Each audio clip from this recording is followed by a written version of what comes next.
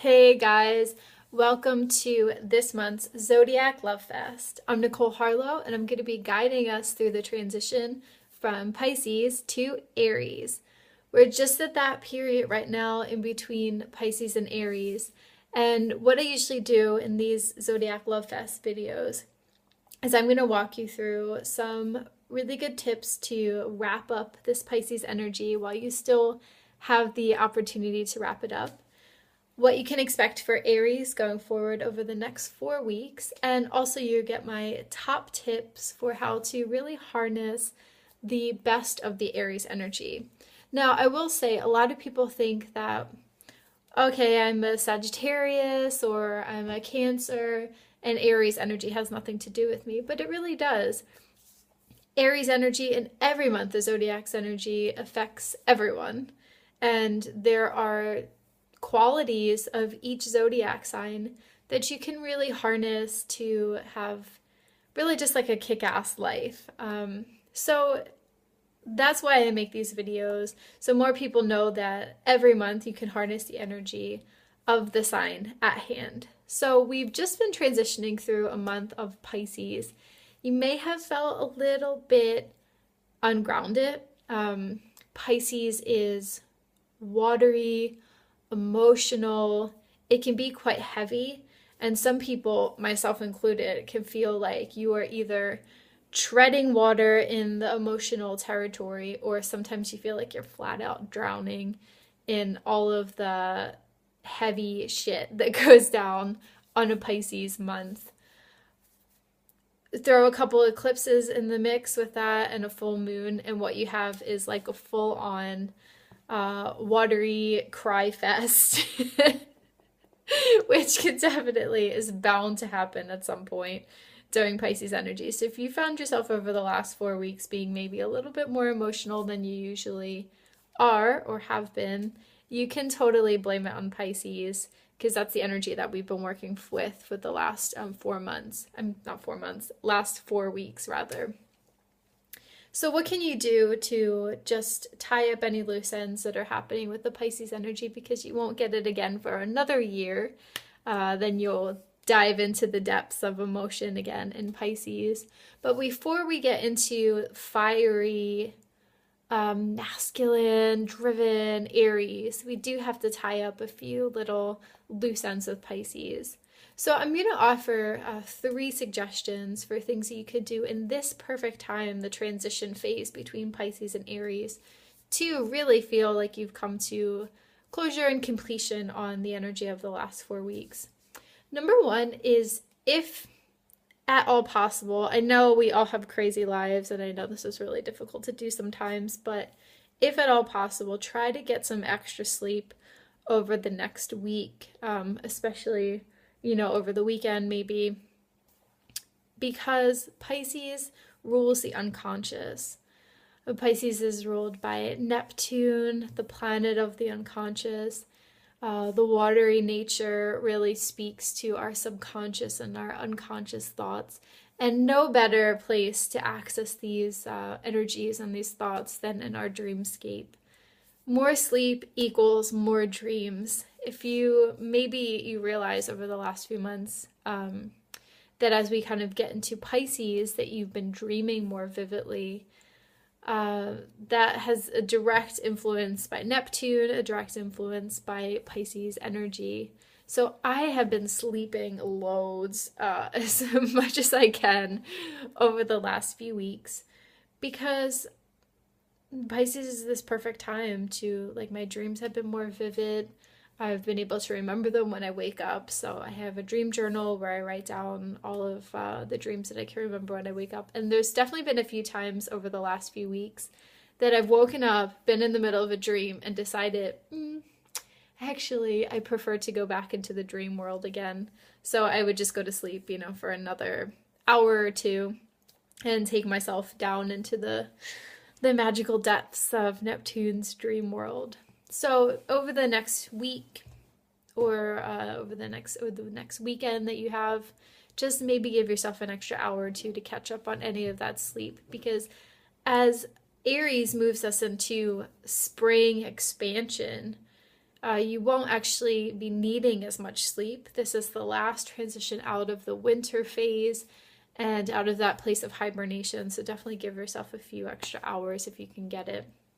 My second tip for closing up Pisces energy is to start therapy. If you don't already work with a therapist, have a therapist or an energy healer, it doesn't just have to be talk therapy or psychotherapy.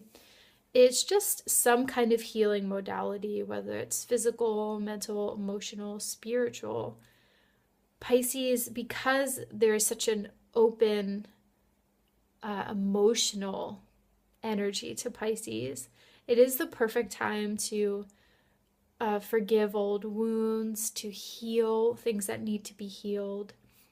And if you do it and start it during this time as we transition into Aries, you will have this fiery, driving, can-do energy behind it.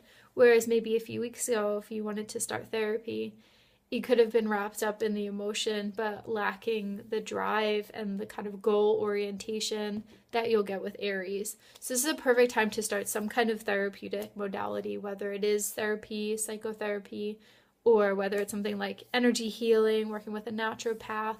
You know best what's calling to you and what wounds are sort of screaming the loudest to be healed. So find a way to connect with someone or mentor that can help you transition and heal those aspects of yourself.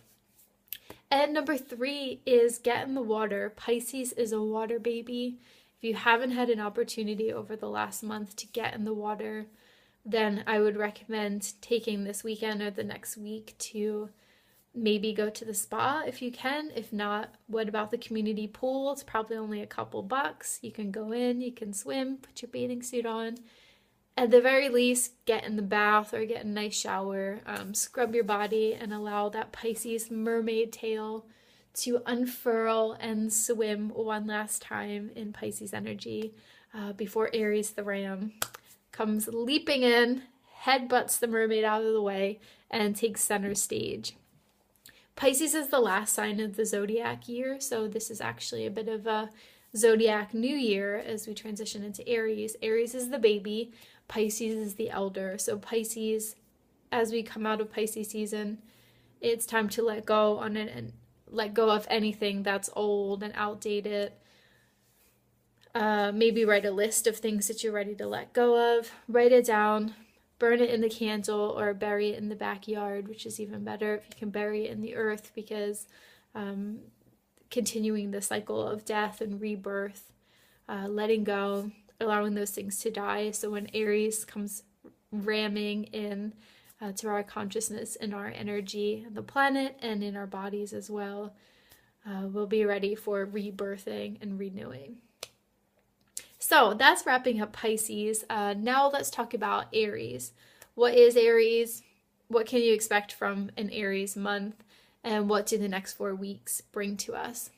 So when I think of Aries, I think of power, I think of dynamic, I think of the divine masculine, energetic, the baby of the zodiac, but sometimes a little bit of kind of babyish habits, let's say, when Aries can't have his way or her way. Aries also, for me, represents inner fire. I see the color orange, which is why I've got orange in the backgrounds, and orange lipstick, which is MAC Dangerous, in case you're wondering, one of my favorites.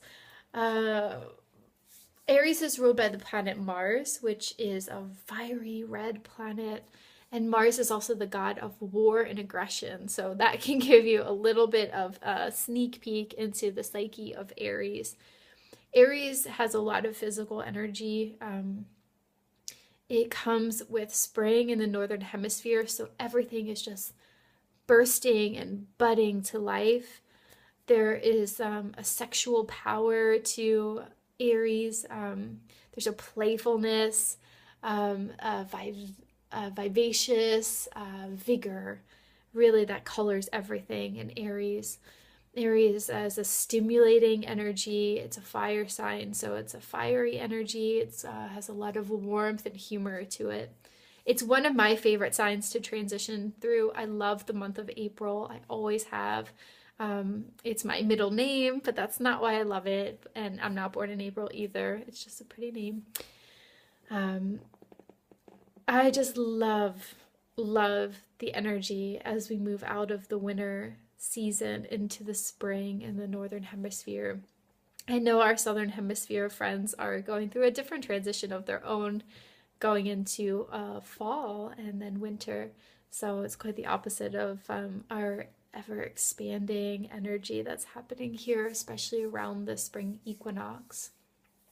So, what are some things and activities that you can do this week to really harness and just play and engage with the Aries energy that's going on throughout this month? Where here are 10 of my favorite things to do in Aries, and there are so many more, but I think this is a really good place to get started. Number 1 is to get active. The fire signs are all about activity, whether you think of Leo, the lion, or you think of Sagittarius. Sagittarius is an energy that is mentally active, really kind of mentally fiery, whereas Leo has a fiery personality, a big personality. Aries, while also having a big fiery personality, is really about getting active and fiery in the body. So my first tip of getting active means if you have a lapsed gym membership, it's time to go back to the gym. It's time to start a sport. It's time to start a new activity.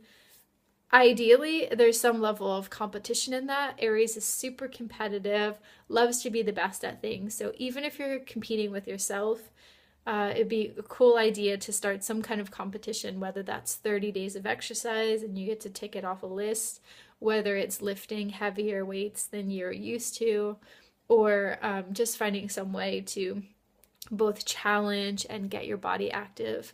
When I'm sitting at home and working from home, one of my favorite things to do is just I downloaded the Nike Plus app. There are a bunch of exercises on there that are only 10 to 15 minutes long, and they're guaranteed to make you sweat. They range in all different difficulties, and it's totally free. So if you can't get to the gym or you can't afford a gym membership and you have an iPhone or Android, then it's, a cool way to just get some exercise in and get the body moving. Number 2 for Aries top tips is spring cleaning. It's springtime and it's a perfect time to go through your wardrobe, go through the junk drawer, open the windows, air out everything going on in your stagnant space, clean out your work desk, and anything that just feels like it could use a refresh, an update. This is a perfect time. You'll have the energy to do it, and you'll have the Aries drive behind you to do it, because Aries is so goal oriented, and the Aries energy, when you kind of get involved in it, just loves being able to check things off the list. So make a list of what I like to do around this time of the year is, in fact, I'm doing it right now, is I make a list of just everything in the house and kind of everything in my life, almost like an open loops or energy leaks list, where just like all the little things that need to be done, like light bulbs in this room, or the sink needs to be fixed. And don't let it be an overwhelming process. Rather, just let it be an empowering process of going through your space and putting things to right again, like picking up all your toys and putting them back in the right spaces. It's a really aligned activity to do for this month. Number 3, surround yourself with citrine crystals. I've got some here to show you. Let's see. Got some pretty citrine, and these two as well. I like this one. It's one of my favorites. Citrine is perfect for fostering a sense of creativity and good energy, especially around the solar plexus, around the belly, and the pelvic bowl, the sacral chakra, and the solar plexus chakra. So I like to keep these around me when I'm working. I like to just, especially when I'm writing or creating something, I have them in a little line on my desk. Whenever I create anything new, citrine is always hanging out with me to bless and consecrate the project, bringing some really cool, good energy to it. And I find them powerful friends and companions to have with me. as I am creating. So definitely recommend for Aries getting some citrine in the around the body or around your workspace. Number 4 is to warm the body. We've just come out of the winter doldrums. You probably have been cold all winter. It's starting to kind of warm up around in the northern hemisphere. And this will be a perfect time to get out in the sun, protected by your sunscreen, of course, or my favorite, go to the sauna and just sweat like crazy.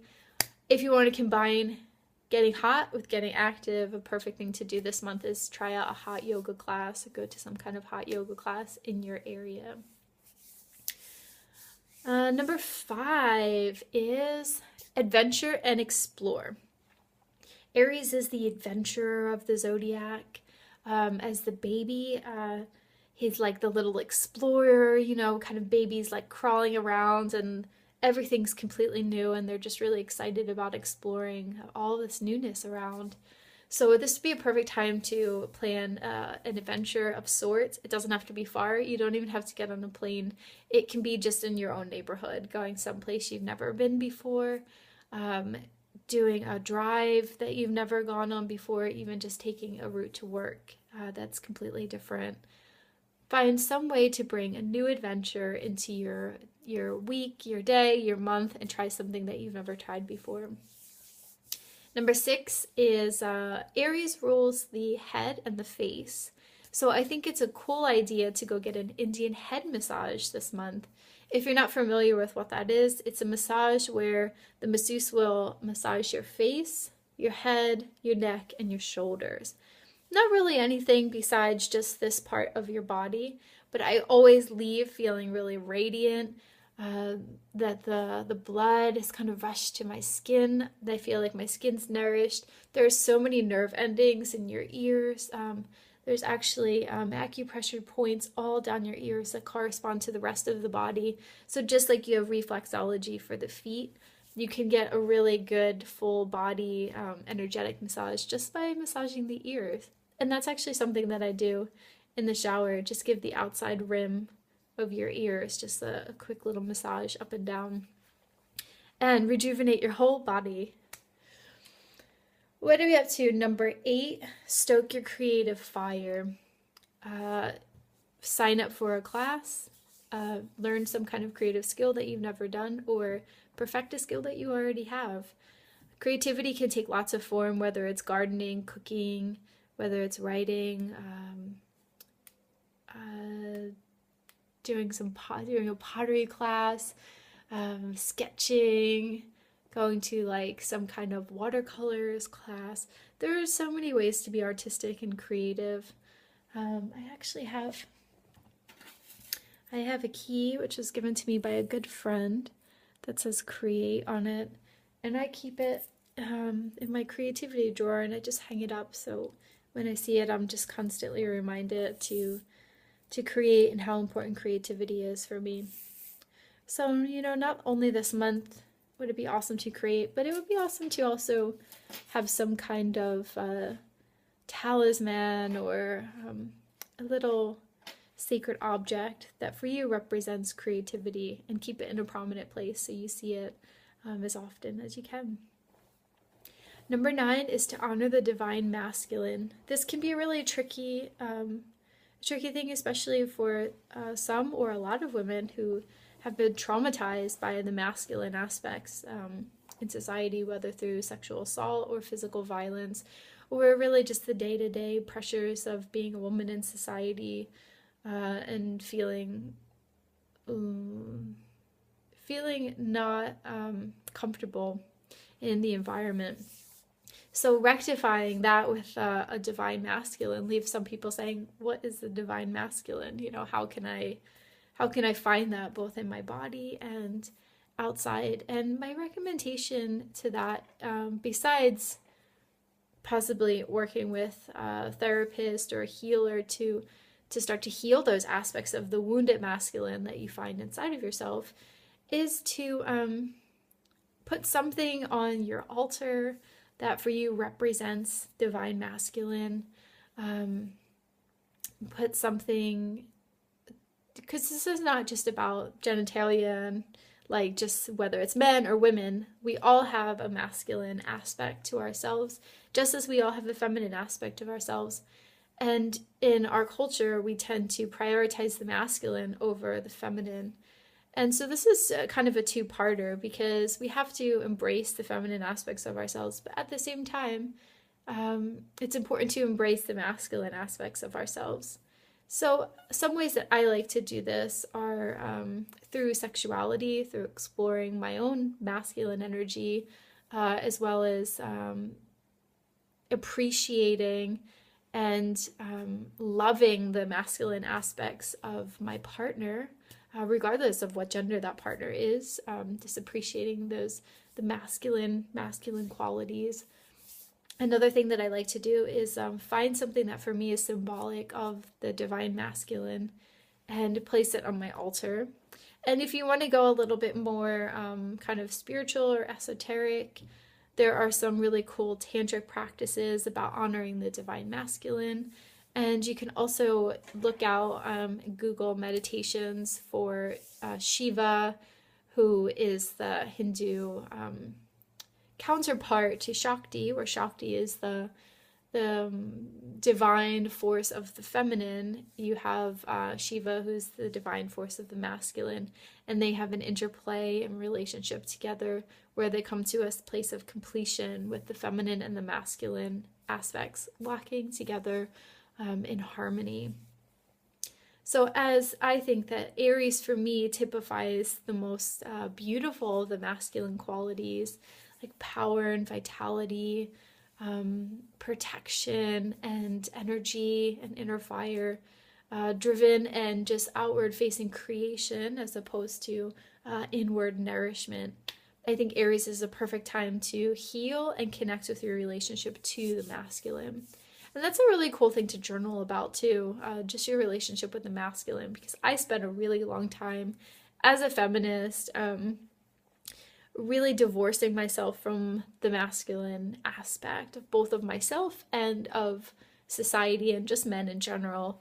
And it took a while and some healing to start to bring back those qualities in myself and to really embrace and love the pure masculine energy, both of partners, and of just people, in general. And I have to say that being a business owner has really helped me with stepping into that energy and embodying that energy as well, and sexually as well, being able to kind of play into the feminine and the masculine aspects of myself and both a partner as well. It can be really beautiful. And finally, I should have saved that to the last one since that was the longest one, but finally, number 10 for Aries top tips is to cultivate the art of saying no. One of the downfalls of Aries energy is with that driving energy forward motion, creative. Aries energy can you can get into a pattern of saying yes to too many things, to have all this energy and say yes, yes, yes, I can take on all these projects, and getting really, really depleted. So I advise you this month to say no to a few more things than you normally would. Find a compassionate and loving way to say no, but just value your time to nourish yourself, because you don't want too much of that fiery energy bubbling up and kind of exploding like a volcano and leaving you totally depleted. So just to recap, the top 10 that we have for Aries are get active, spring cleaning, have some citrine around you, warm the body, adventure and explore, Indian head massage, creativity, divine masculine, and cultivate the art of saying no. 1, 2, 3, 4, 5, 6, 7, 8, 9. That's only 9. All right, well, I missed one, so you have 9 top tips. Let me think if I can have one more top tip. Yes, I got it. Okay, so number 10 for my mistaken top 10 is, because Aries is the baby, and this is actually the new year of the zodiac. I would encourage you to manifest a new dream. What I mean by manifesting a new dream is I mean write down something that you are passionate about, that feels aligned for you, that you would like to achieve within the next year, or it could be the next even month. Let's just stick with a month. If you want to go for a year, you can totally go for a year. But let's do something that could potentially happen in the next 4 weeks before we get to our next sign, which is Taurus. So we'll be going into earthy Taurus, kind of Mother Earth energy. Taurus is the perfect time to really go into issues of the home, issues of finance, and sensuality. So write it down. What would you like to manifest in the next 4 weeks? And use these top tips of Aries to help bring more of this energy into your life and help you really get that goal and achieve that goal this month. It was awesome spending time with you guys. I love doing these Zodiac Love Fest videos for you guys every month. And I'll be back next month with Taurus as we transition from Aries to Taurus into another one of my favorite signs. This is my trifecta of signs I just really love. I love Aries, Taurus, Gemini. Just for me is like such like perfect combination of energy as we go through all three of them. This is such a highly productive time of my year, coupled with spring sprung outside, warmth, sunshine. For me, it's all just wrapped up in a concoction of goodness. So I hope you feel the same. And I'll talk to you next month. Bye.